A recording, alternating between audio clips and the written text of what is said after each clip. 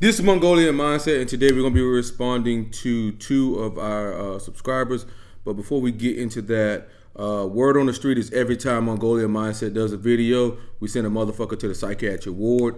We are the red pill of typology. Like I said, Mongolian Mindset is not about Mercer. It's about the whole group. Everybody who's in our Facebook group, everybody who's a subscriber. We're trying to transcend typology. We're trying to be the best humans on the planet. If that sounds like you need to sign up for Mongolian Mindset. We got our monthly call tomorrow at 4 p.m. Friday, where we talk about our goals that we accomplished last month and the goals that we're setting for the following month. Okay, but let's get into this. Jordan, 99.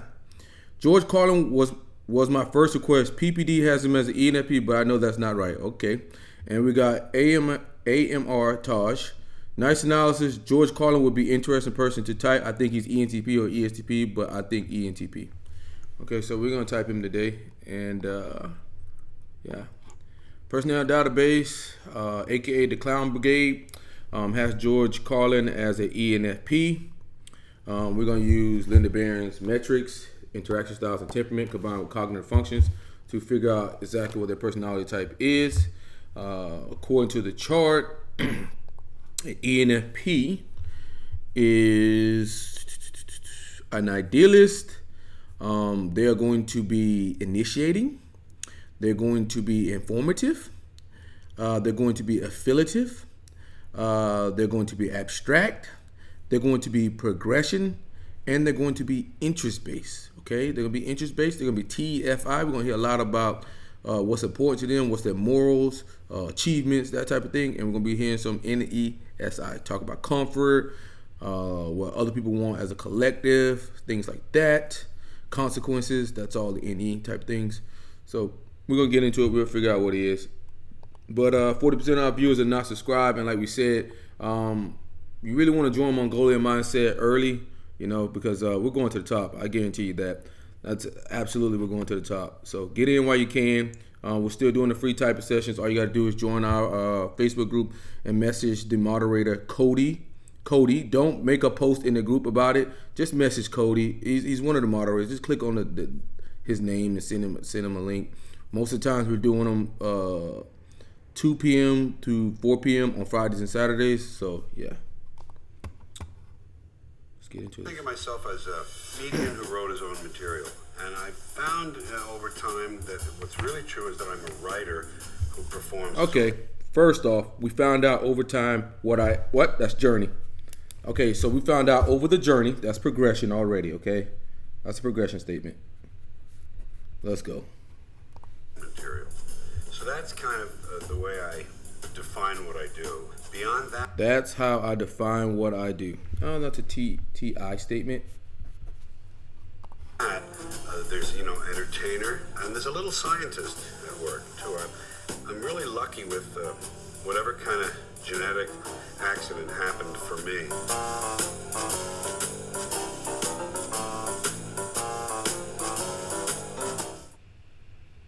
I was born in 1937, so I grew up in Manhattan, New York City. Father was out of the picture. He and my mother. He'd been shown exactly where the door was located. He was shown exactly where the door was located. Okay, what does that mean? That's informative. Okay, so this guy's looking like an informative TEFI progression. We're gonna keep going. Drinker and a little. We're gonna put an asterisk aside. We're gonna go as asterisk aside informative. We won't just automatically just throw it down, but it's looking like that. Too much temper.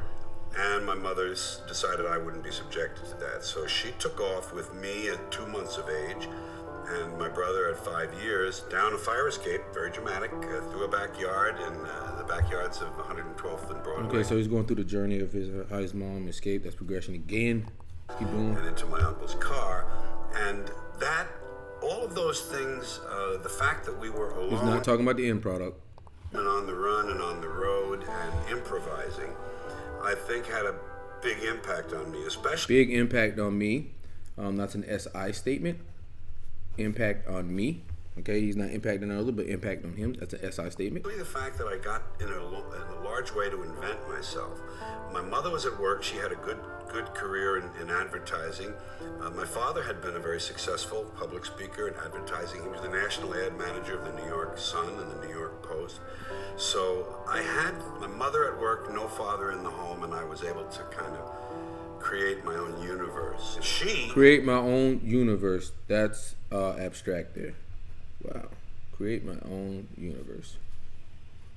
Told us all the time to always think for yourself and do for yourself and be independent and know how to make a home and know how to find your way. And I had some of that in me, and it just helped me to kind of create my life. Okay, so he says he already had some of that in him. That's more of a pragmatic approach, independent. That's a pragmatic approach instead of a affiliative approach. So we'll put a point down for pragmatic. I figured out my career when I'm gonna key you guys in on a little secret here, a little backdoor here. But if you get an SI user who's pragmatic, you're already down to two types: ENTP or INTP.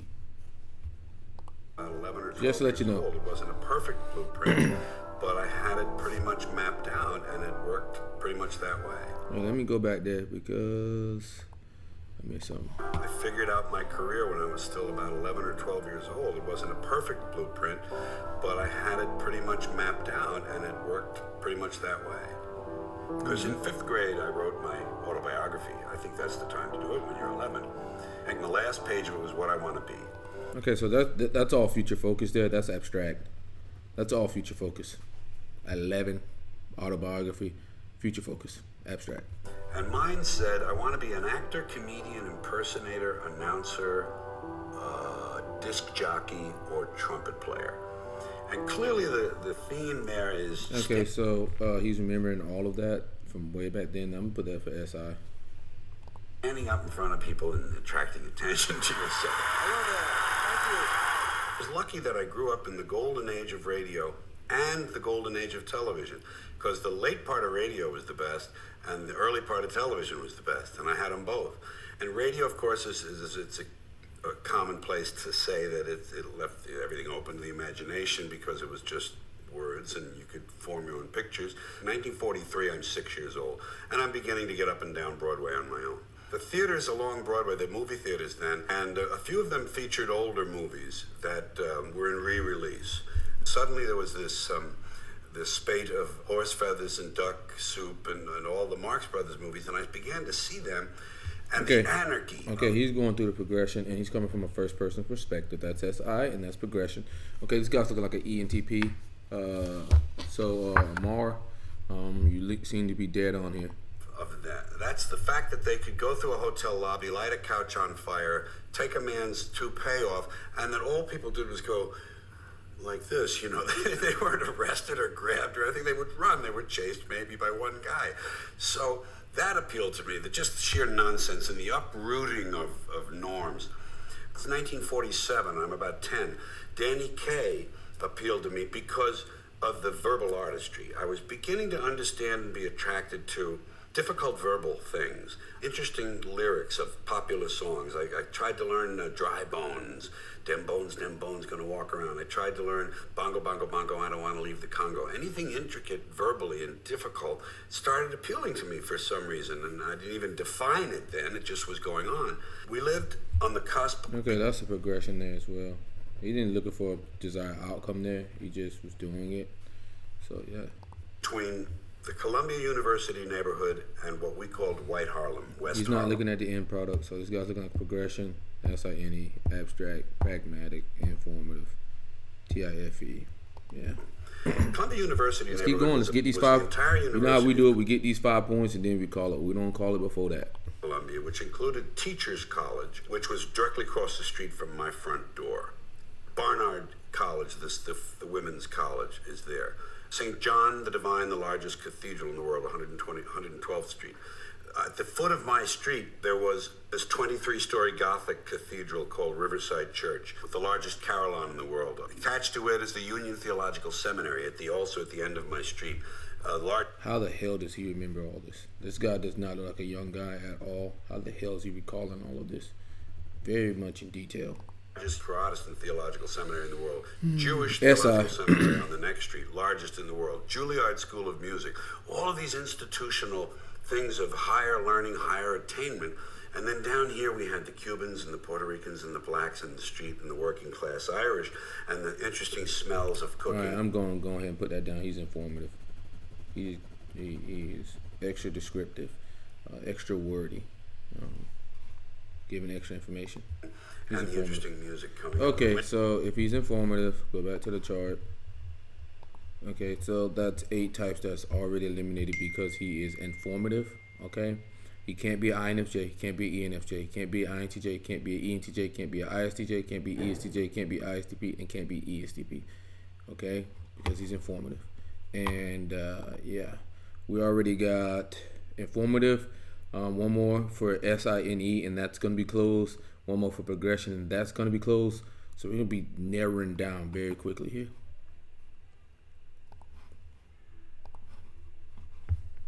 Windows and the Irish guys, my guys on the street corner, lots of us. There were a lot. The Irish had big families, and there were hundreds of us within a 10 by 10 block area. And my mother, of course, wanted us to go up the hill. Talking about what his mother wanted. Strive upward. Talking about what his mother wanted. That's NE.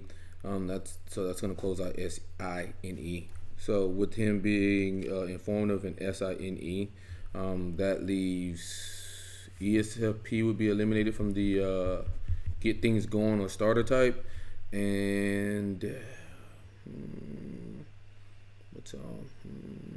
and ISFP would be eliminated. So just off the informative, we're down to ESFJ, ISFJ, ENTP, INTP, ENFP. Let your reach exceed your grasp. ENFP and INFP. Okay, so of the formative types, the SE users are eliminated. So we are down to 6 types left. As soon as we get one more progression, we'll be looking at ESFJ, ENTP, and ENFP. And she would have loved that for us, and those were good aspirations. Talking about what other people love, that's FE. So another point for TIFE. My brother and I, who was 6 years older, we weren't tight buddies, but we were close. We headed down the hill to the fun and the heat and the adolescent, the place where the testosterone could best be exercised. And we kind of rejected. You see that? He's talking about the testosterone best being exercised. He's so informative. When I was a this guy's informative. Boy in New York City in the 1940s, we swam in the Hudson River, and it was filled with raw sewage, okay? We swam in raw sewage, to cool off. And at that time, the big fear was polio. Thousands of kids died from polio every year. But you know something? In my neighborhood, no one ever got polio. No one, ever. You know why? Because we swam. You know what's another thing? ENTPs love the world black. Swam in raw sewage. It strengthened our immune systems. The polio never had a prayer. We were tempered in raw shit. Very good experience in first year high school. My grammar had a very good experience in the first year of high school. That's SI. School was an idyllic grammar school with wonderful, beautiful nuns. But high school was these brothers and priests with the brutality, and it was different. And I didn't like it. I rejected it. I knew after first year Latin, I hated second year. First year was great. It was all vocabulary. Second year was Punic Wars and translation. I didn't care about that. They bored the hell out of me, and I wanted to get on with my life. I wanted to learn how to be a disc jockey, to be a comedian, to be an actor. So I left, and I went in the Air Force as one of the ways to do that, to get away. And my mother and I were by now at loggerheads. I wanted to get away from that, and I just joined when I was 17. I got her permission to join. I was in the Air Force. I was in Strategic Air Command, which was... he's going on a journey again. He's talking about the journey. Okay, he's progression. ISFJ, INTP, and INFP are eliminated. We're down to ESFJ, ENTP, and ENFP because those are closed out. So we are hanging on. The real mother of everything, At that time, there were no nuclear submarines, there were no silos with intercontinental missiles. There were only atom bombs and hydrogen bombs, and they were dropped by either B-36s or B-47s. I was in a B-47 squadron. Those were the primary bombers at the time. So we kept the peace. See that? For quite a while. As I say, there was all first-person perspective. no triad of deterrence. We just had these bombers, and that was it. I worked at Barksdale Air Force Base in Louisiana, and we had the H-bombs, and I saw them, I saw them with blankets over them, but they would load them into these B-47s, and they'd do these mock runs all the time, because that was the principle of SAC. Always have a certain number of planes in the air, another certain number on the ground ready to go. And I was a mechanic on these planes. I jokingly say I helped keep the peace, because you'll notice that while I was in the Air Force, the Russians didn't pull anything. Before that, it was Korea. After that, it was Vietnam. But while I was in, they said, let's leave them alone. There's no question that my kind of makeup doesn't fit regulation and structure. My type of what you call does not meet regulation and structure. I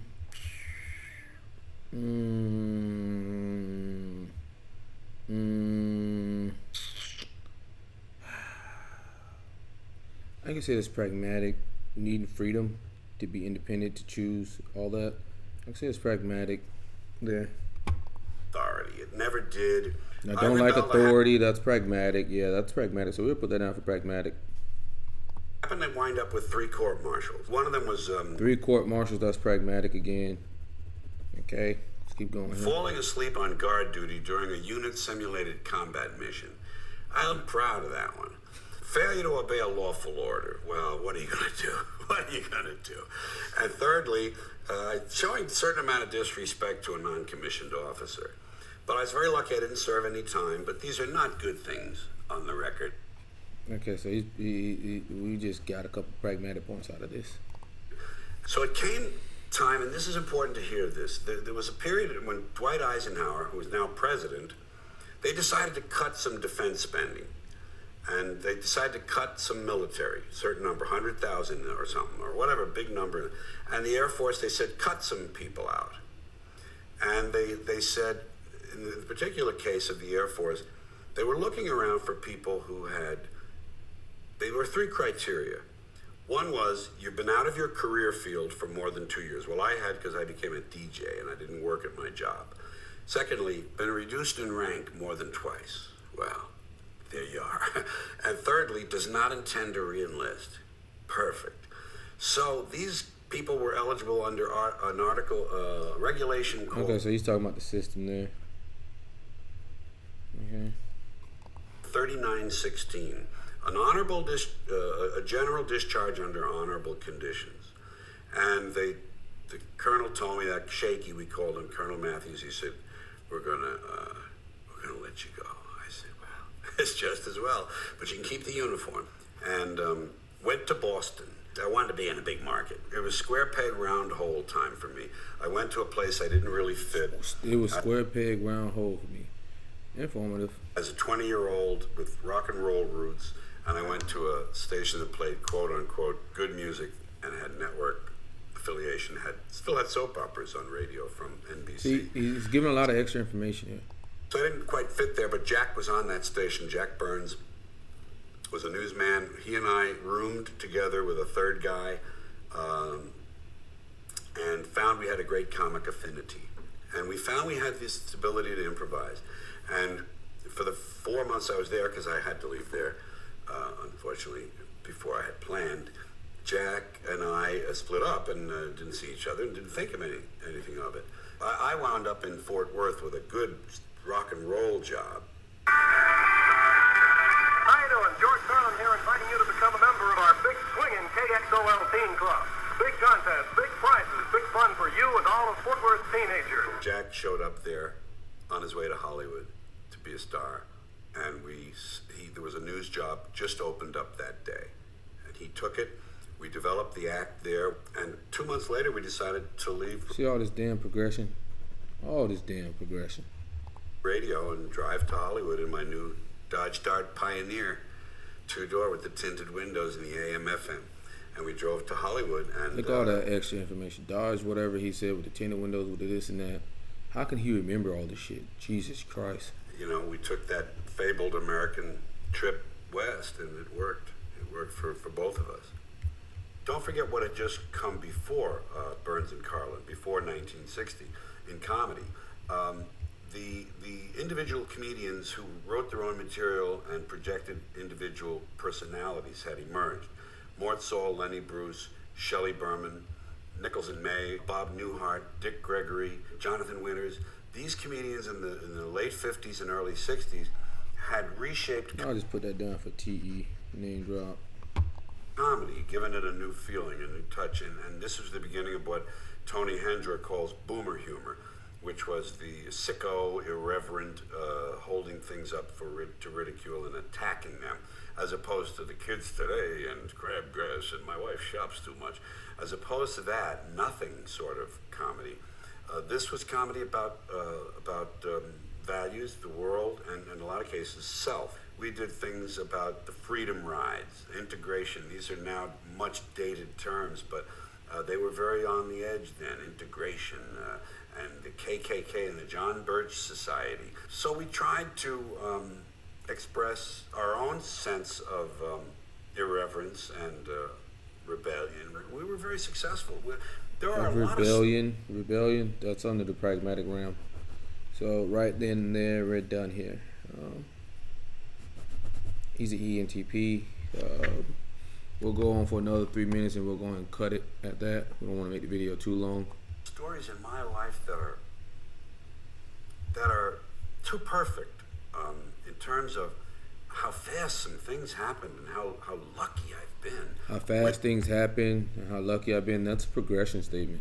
It didn't have an outcome. We're in late 1959, early 1960. We're in this little apartment we rented. We'd watched the Jack Parr show. And the Jack Parr show was the place you wanted to go and be seen and heard. Talking about what you wanted, that's NE. Prior to Johnny Carson was the Tonight Show. It was after Steve Allen.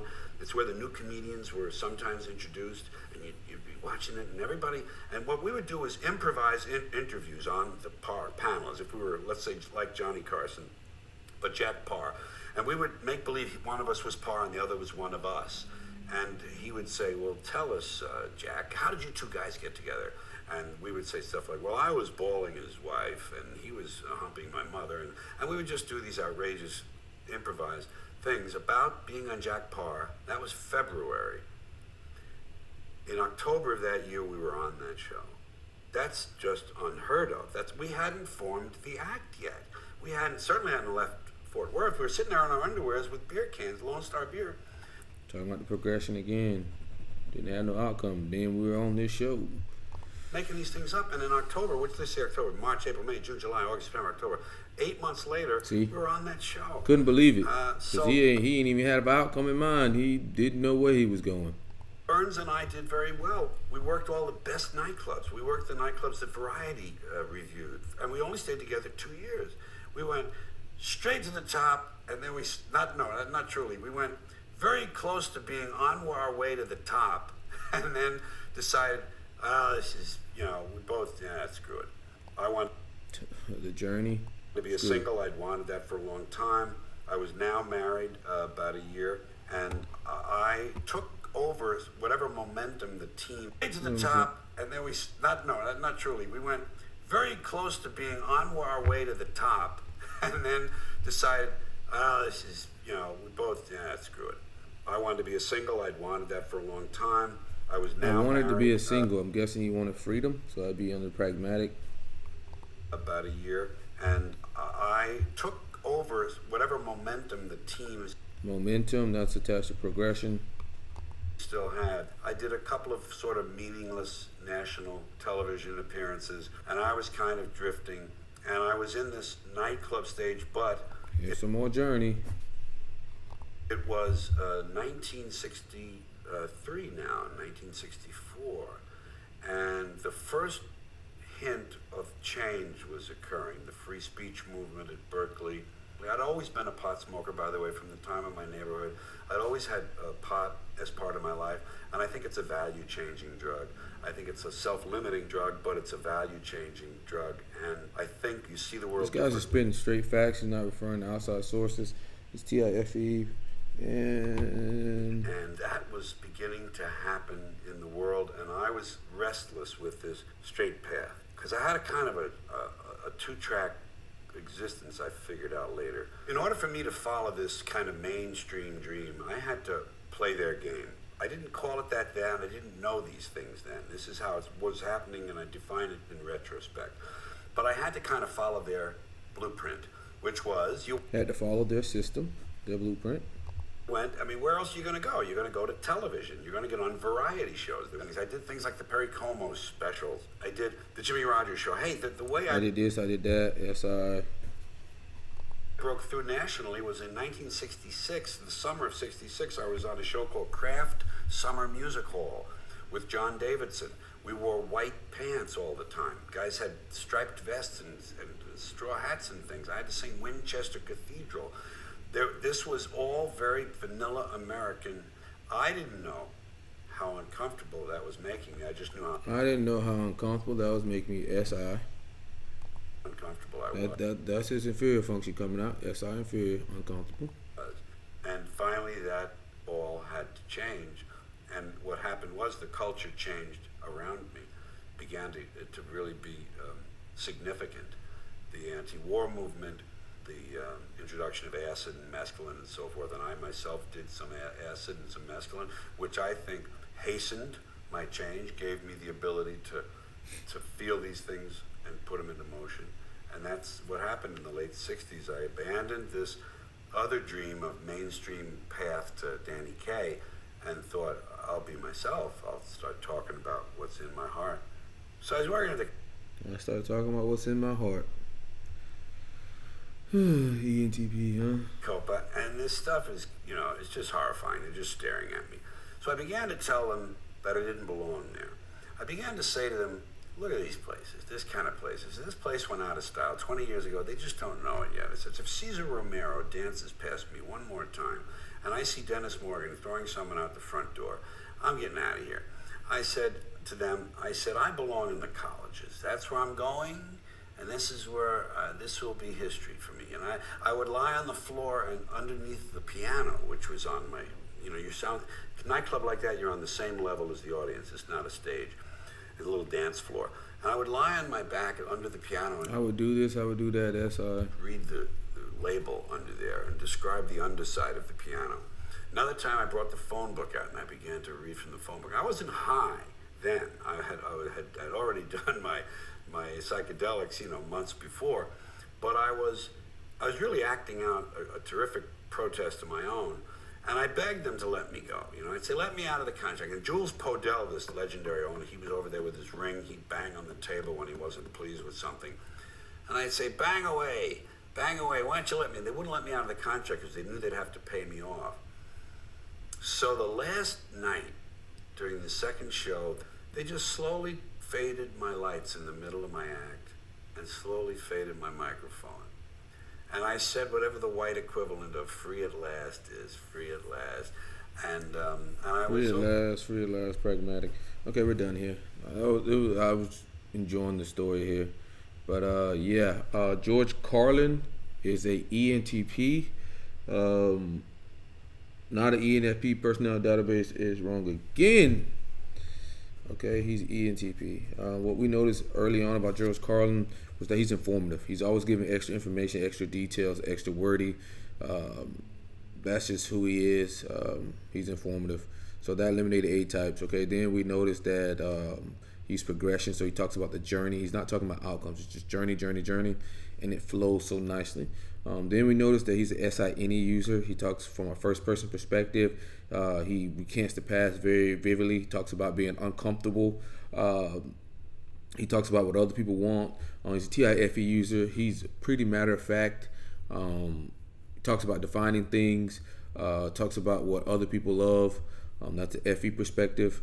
He's pragmatic. He's rebellious. He talked about getting kicked out of the army having 3 charges for like disobeying authority and things like that. So he's pragmatic. That's just pragmatic people tend to be straight up just rebellious, contrarians, independent. They're gonna do what they want. They like freedom. So that was another thing. We had some points for abstract. We probably missed some, but he's also systematic as well. He understands the systems. And like I said about ENTPs, like they understand systems and they often complain about them, and that's what you'll see from ENTP. They really complain about systems. But yeah, we're done here. Amir Taj, you were right, man. He's ENTP. But for the rest of you guys have been red pill, and we're done.